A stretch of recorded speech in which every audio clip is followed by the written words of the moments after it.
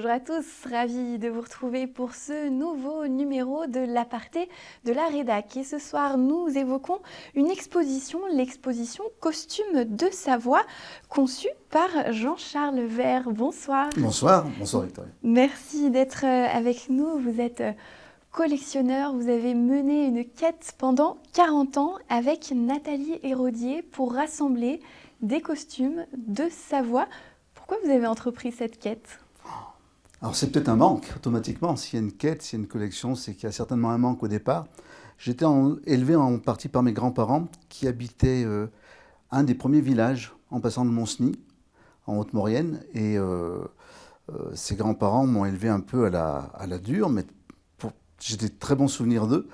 Et cette quête provient de la découverte d'un coffre dans la petite maison familiale, vieille maison familiale, où dans ce coffre, à double fond, il y avait deux coiffes, une abîmée, une en parfait état. Et mon épouse me dit, prends les coiffes. Je dis, ah non, on va quand même en parler au grand-père. D'abord, la grand-mère est arrivée, elle est allée voir le grand-père pour le ramener, pour en discuter. Et en voyant les deux coiffes, le grand-père a dit, tu vois, il y en a une abîmée, une en très bon état. Et il a dit à Nathalie, qui allait devenir ma femme un peu plus tard, si tu sais réparer celle qui est en mauvais état, je te donnerai l'autre qui est en très bon état. Il a tenu parole, elle a tenu parole, et le début de cette collection provient de cette découverte des deux coiffes. Est-ce que c'est une passion qui est née là, ce jour-là ? C'est une véritable passion qui est née ce jour-là, et je me souviens de groupes folkloriques. Je faisais partie d'un groupe folklorique à l'époque, et je me disais, mais comment les filles peuvent s'habiller sans plus de passion. On sentait qu'elles mettaient des fois le costume comme on aurait mis un sweatshirt, un t-shirt. Et j'ai trouvé ça très étonnant. Après, tout s'explique, hein, mais tout s'explique. C'est-à-dire que ce n'est pas des costumes qui leur appartenaient, ce n'est pas des costumes de famille. Donc peut-être que la situation leur permettait moins de mettre du cœur quand elles enfilaient le costume. Et donc je pense que c'est venu de ça, de me dire, mais moi j'ai rien de personnel. Et quand j'ai trouvé ces deux coiffes de l'arrière-grand-mère, wow, c'est un bouleversement qui a duré 40 ans d'ailleurs. En 40 ans, vous avez découvert, retrouvé combien de costumes comme ça ? Ouf. Alors, ce serait prétentieux de dire qu'on ne les compte plus. C'est pas ça. C'est vrai que j'ai collecté beaucoup de costumes. Quand j'ai collecté, c'est acheté aussi. Mais c'est plus la rencontre avec les gens qui, bien sûr, ont disparu aujourd'hui. Parce que j'ai vécu... J'ai l'impression d'être très vieux quand je dis ça. Alors, j'ai pas l'impression de l'être non plus, mais à une époque charnière. C'est-à-dire que j'ai encore connu les gens qui portaient le costume quotidiennement et des gens qui étaient nés dans les années 1880, 1890, parce que quand j'ai commencé, j'avais 18 ans, et les gens étaient nés en 1880, 1890, et étaient encore en vie et portaient le costume. Donc ça, c'était... j'ai l'impression que historiquement, ethnologiquement, c'est quelque chose de merveilleux d'avoir pu vivre et rencontrer ces gens-là. Donc c'était une collection, c'est vrai, mais c'est plus une collection enfin c'est des rencontres. Oh, j'ai des souvenirs, voilà, vous me parlez, tout arrive, tout se déballe des cases dans le cerveau, c'est formidable, vraiment. Alors quels sont justement les costumes dont on peut parler en Savoie ? Alors, vous avez des grandes familles de costumes. Vous avez des costumes en Haute-Maurienne, vous avez des costumes dans la vallée des Arves, vous avez des costumes, alors là je parle un peu de la Maurienne, c'est un petit peu par chauvinisme au départ, mais je vais venir à la Tarentaise. Vous avez des grandes familles de costumes. Pareil en Tarentaise, vous avez des familles où les coiffes se ressemblent.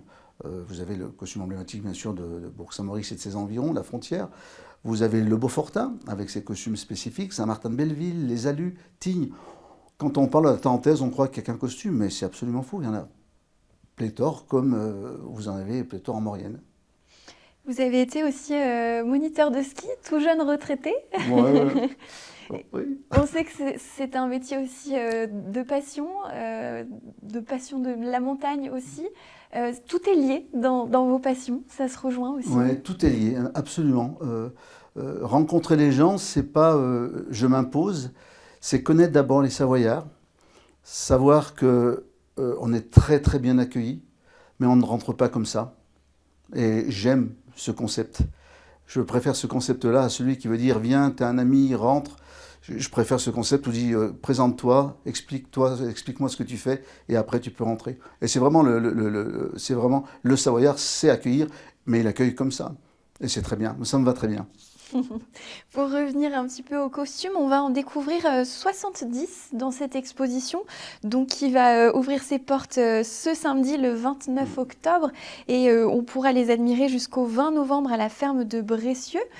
Quels sont les costumes qu'on va retrouver dans cette exposition? Vous allez retrouver un peu tous les costumes que je viens de vous citer. On va passer par la Haute-Maurienne. Alors, il y aura quand même une petite surprise pour les Italiens, parce que j'ai repris le costume d'un petit village donc, qui s'appelle Venaos. Venaos, c'est ce petit village qui est de l'autre côté du col du Mont-Snic, à côté de Suse, dans la vallée de Suse, à 4-5 km de Suse. Et j'ai voulu reprendre aussi ce costume et l'exposer pour nous rappeler de plusieurs choses. Le costume est presque identique à celui de la Haute-Maurienne. C'est l'Italie, mais le costume est identique, comme quoi vraiment les villages entre eux se correspondaient très très facilement. Et vous avez un quart d'Italiens qui va venir visiter l'exposition, ça c'était une grande surprise. Et donc de voir leur costume exposé, ça m'a fait extrêmement plaisir de le présenter. Vous avez des costumes si on descend un peu la vallée, on va faire comme ça. Vous avez des costumes de Valloire, des costumes de la vallée des Arves, que ce soit Jarrier, Villarambert, Albier, Saint-Sorlin-d'Arves, des costumes absolument magnifiques. Les gens sont toujours étonnés de voir autant de couleurs. On croirait des tenues des pays de l'Est, c'est vraiment impressionnant. Vous avez tout ce qui est vallée du Bugeon, c'est-à-dire à côté, vous avez Montémont, vous avez Montgé-la-Fraye.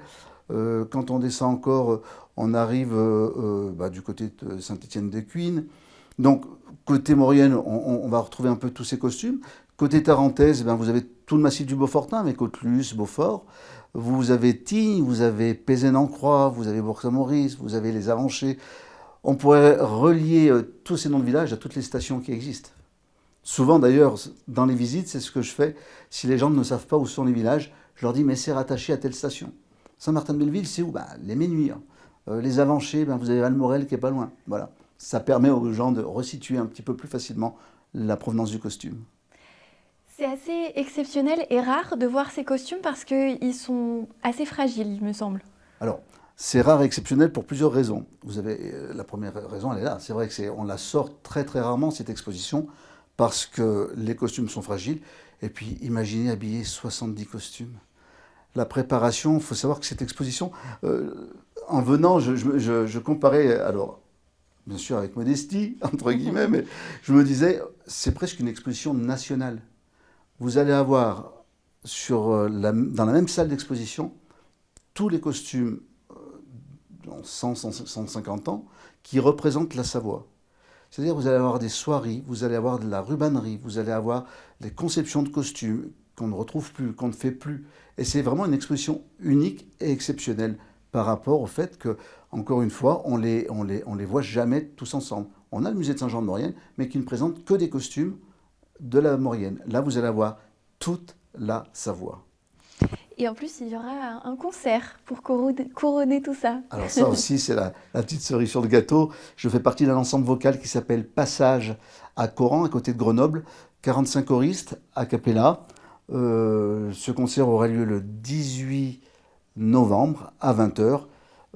Je crains qu'il n'y ait déjà plus de place. Mais enfin, les téléspectateurs peuvent toujours aller sur le site de la mairie de Bassin. Pour avoir toutes les modalités pratiques, est-ce qu'il faut réserver pour Absolument, voir, oui, absolument réservé. Parce qu'on a une jauge, cette exposition, c'est pareil, ce qu'elle a d'exceptionnel aussi, c'est que la mairie de Bassin nous a dit, faites l'exposition, mais vous allez prendre la grande salle. La très grande salle, elle fait environ 350 mètres carrés, et elle est toujours trop petite. On a toujours des salles trop petites. C'est vous dire qu'on a vraiment un potentiel de faire encore des expositions encore beaucoup plus grandes. Et voilà, en tout cas, une belle idée de sortie, notamment pour les vacances scolaires, pour ceux qui seraient en manque d'inspiration. Ah oui, mais, tout à fait. C'est vraiment un moment chaleureux, parce qu'on a tout fait pour rendre chaleureux cet instant. On a fait des scènes, ce n'est pas des costumes comme ça, mis sur des mannequins les uns à côté des autres. Vous avez la scène du colporteur, une scène absolument magnifique. Parce que j'ai pu acheter une hotte de colporteur. On a donc le colporteur qui est avec tous ces rubans qui provenaient de Saint-Étienne, de Lyon, tous ces rubans de soie qu'on ne retrouve plus. Vous avez une scène d'intérieur de Pézénan-Croix avec une pézerotte qui vient dire bonjour à ses copines de Bourg-Saint-Maurice, une scène d'extérieur en Haute-Maurienne. Vous avez une reproduction d'Estella Canziani. Enfin, voilà, vous allez vous éclater et c'est le but. Merci. Mon plaisir est là. Beaucoup, merci. En tout cas, on sent la passion, Jean-Charles Vert. On vous souhaite une belle exposition. Merci beaucoup et au plaisir. Et merci à vous de nous avoir suivis. On se retrouve très bientôt sur Vite Mont Blanc.